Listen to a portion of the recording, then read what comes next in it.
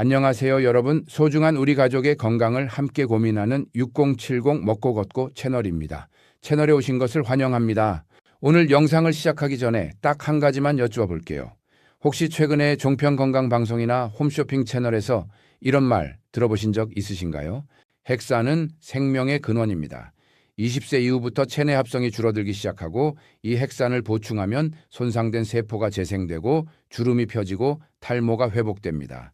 들어보셨죠? 아마 주변에서 이 영양제를 이미 드시고 계신 분도 있을 겁니다. 핵산 영양제, 도대체 어디서 시작된 걸까요? 핵산, 즉 DNA와 RNA가 주목받기 시작한 건 1950년대 왓슨과 크리기 DNA의 이중 나선 구조를 밝혀낸 이후입니다. 생명의 설계도가 발견된 거죠. 이 놀라운 발견이 대중에게 퍼지면서 일부 사람들은 이렇게 생각하기 시작했습니다. 설계도가 손상되면 몸이 망가지는 거 아닌가? 그럼 설계도를 외부에서 보충하면 되는 거 아닌가? 그 발상이 핵산 건강식품 시장의 씨앗이 됩니다. 1980년대부터 90년대 일본에서 핵산 식이요법이 선풍적인 인기를 끌었고 이후 한국에도 그대로 들어와서 지금까지 이어지고 있습니다. 불로장생, 만병통치, 피부미용이라는 화려한 수식어와 함께 말이죠. 수십 년이 지난 지금도 이 시장은 사라지지 않고 오히려 시니어 인구가 늘어나면서 더 커지고 있습니다. 그런데 여러분 한 번이라도 궁금해 본 적 있으신가요? 이게 정말 사실일까요?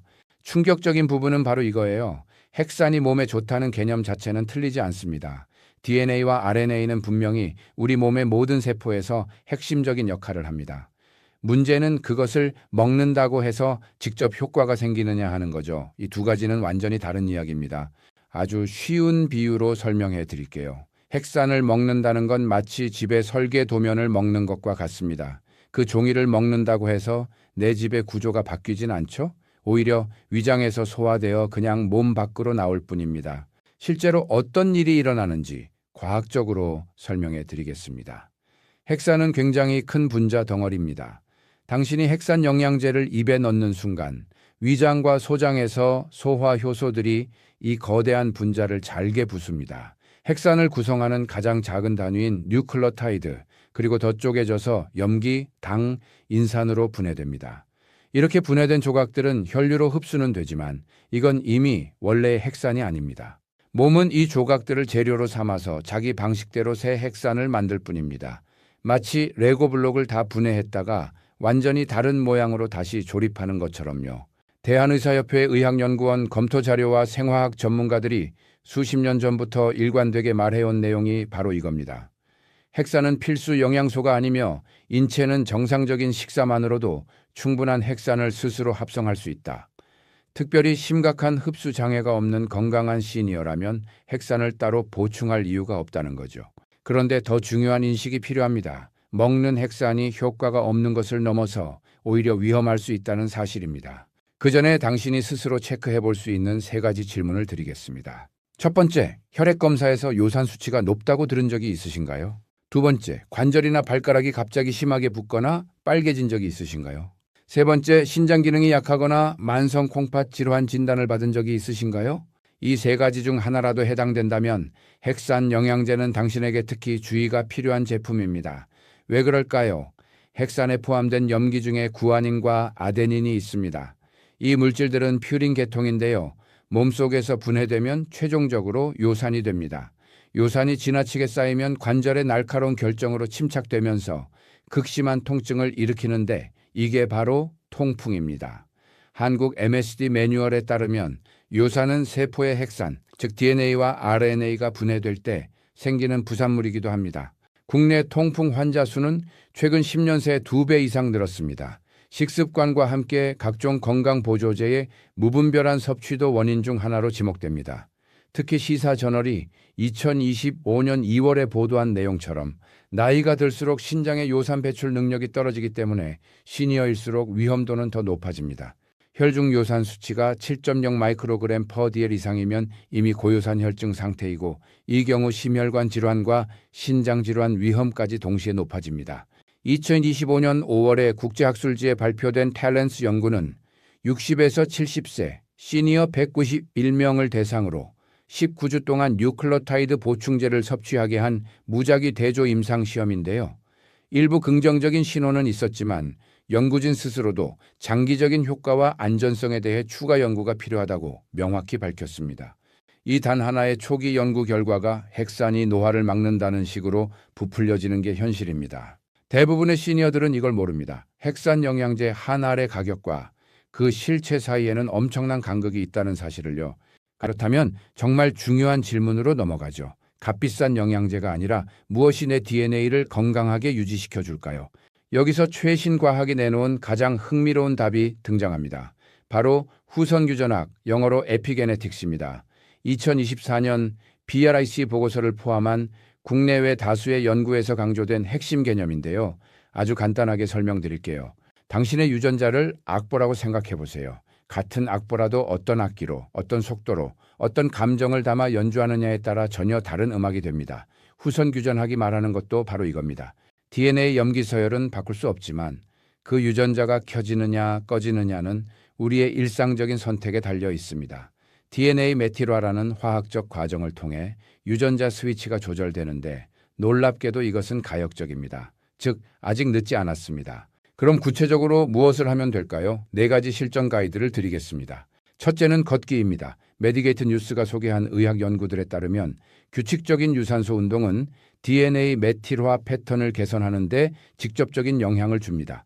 어느 정도가 적당할까요? 지금 당신의 상태에서 걷기 전후의 피로도를 0에서 10척도로 생각해 보세요. 걷고 난 뒤 피로도가 4 이하라면 그 강도는 당신 몸에 맞는 적절한 운동입니다.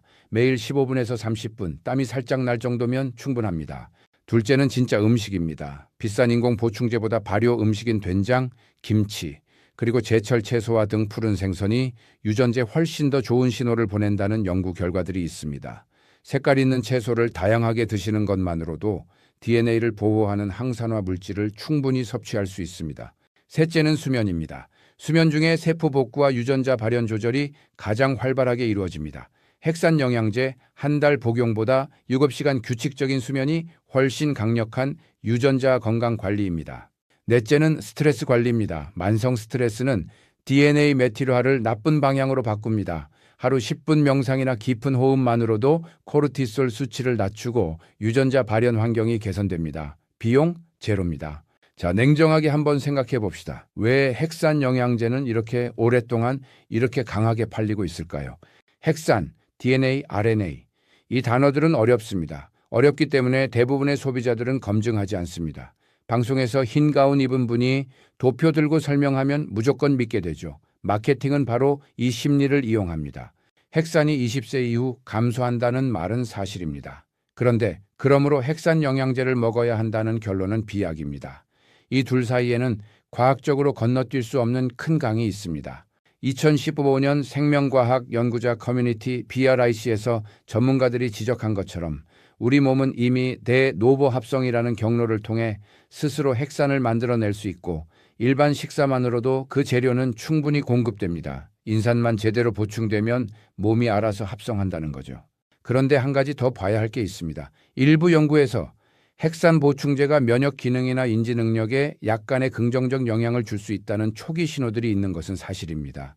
그러나 2025년 발표된 스페인 발렌시아 대학교 연구팀의 임상 시험 결과를 보면 핵산 보충제의 효과는 특정 인구, 특정 상황에서 일부 영역에 경향성을 보인다는 수준입니다. 이게 기적의 물질로 둔갑하는 과정, 바로 그게 문제입니다. 당신은 지금 이 영양제 한 달에 얼마를 쓰고 계신가요? 그 돈으로 좋은 식재료를 사고 가볍게 걷고 10분만 숨을 고르는 데 쓴다면 어떨까요? 그것이 과학적으로 훨씬 더 검증된 선택입니다. 이제 오늘의 핵심을 정리해보면 유전자는 하드웨어일 뿐 운영은 당신이 합니다. 당신의 DNA 설계도는 태어날 때 받은 것이지만 그 설계도의 어떤 부분이 발현되느냐는 지금 이 순간 당신이 무엇을 먹고 어떻게 움직이고 얼마나 자고 얼마나 마음을 고요하게 하느냐에 달려 있습니다. 이것이 후성 유전학이 60세, 70세, 심지어 80세가 넘은 시니어들에게 보내는 가장 강력한 메시지입니다. 아직 늦지 않았습니다. 사실 핵산이 가장 풍부하게 들어있는 식품은 아무 영양제가 아닙니다. 우리가 매일 밥상에 올리는 멸치, 김, 두부, 된장찌개입니다.